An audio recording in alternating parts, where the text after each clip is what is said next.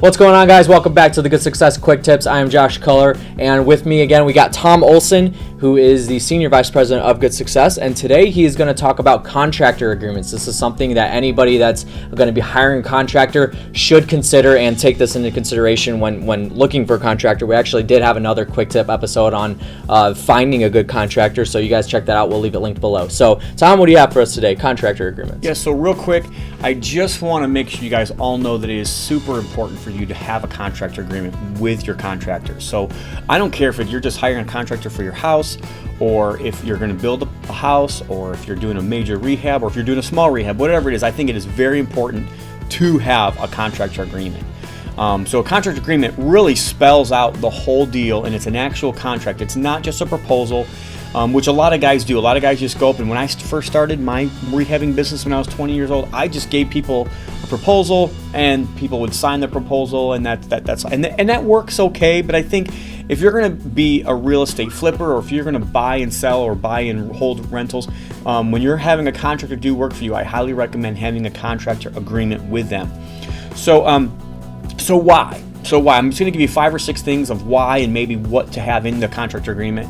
And make sure that you have an attorney. The very first thing I'll say is make sure you have an attorney review it for your state. Make sure that you don't put things in there that are not in agreement with what your state's codes will say that you can have an agreement like this.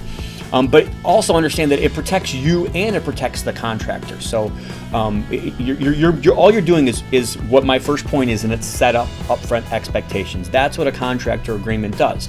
So it sets up timelines. It sets up when you expect to have things done. It expects maybe the different quality that you want to have done in your project.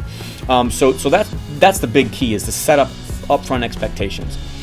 So then I also said it sets up the timeline. So not just timelines from the start to the finish, but it sets up timelines of what you're responsible for. So sometimes when we do a deal, or when we're doing in the middle of a contract, we have to supply certain material for that particular project.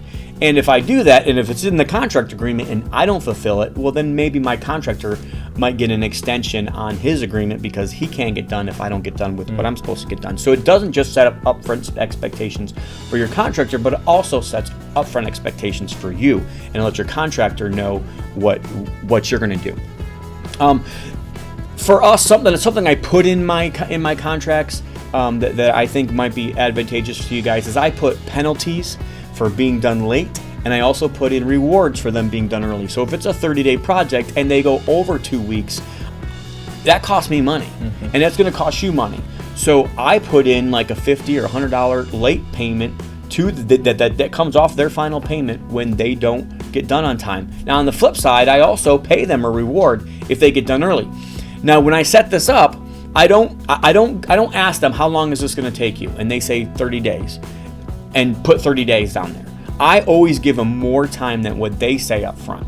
So I'm being kind to them by doing so. If they tell me they can get it done in 30 days, and they get it done in 30 days, well then they're probably going to get a whole week's worth of extra bonus. So I give them, if they say 6 weeks, I put 7 weeks on the contract. I always give them more time than they say that they're going to do. So just don't crucify me by thinking that I'm just charging the contractors. You're not. You're just setting up upfront expectations, and you want it to be clearly defined. The next thing I do is I attach my scope of work to the contract agreement. So I don't want them giving me a proposal unless it's for sure line by line exactly what I want. I set up my scope of work that we created, and I want this work to be done. In addition to that, what I do with the scope of work is then I put timelines for each phase. So let's just say it's a 6-week project. Well, I consider that 6 phases then. And they get paid every single week based on that week's phase. If they get that week's phase done, they send in pictures, they send an invoice in for that week, and they get paid the following week. Every single week that happens. And I love that because my contractors love getting paid all the time. And that's something too you need to know. If you're gonna hire contractors, they want to be paid, and they want to be paid quickly. They don't want to wait a month. They don't want to wait 2 months to get paid. So I attach that scope of work, and I also figure out their phases, again, based off of what they tell me they can get done in the order that they want to do it in. And then the last quick thing I'll just say is be reasonable with your contractors. Understand that being a contractor sometimes is a very hard thing. It is not as easy as just creating, a website or tapping some things into a computer. It is something that you don't know what's going to happen. There's lots of things that can happen inside of a project. So, if a contractor comes to you and says, I couldn't get this done, I worked my hardest, and you know that they worked their hardest, be reasonable with them. We do a contractor event every year for our contractors. We also do a cookout for them once a year. They like that. They like that a lot more than you think they do. And also, maybe just another quick tip on contractors to help you understand contractors.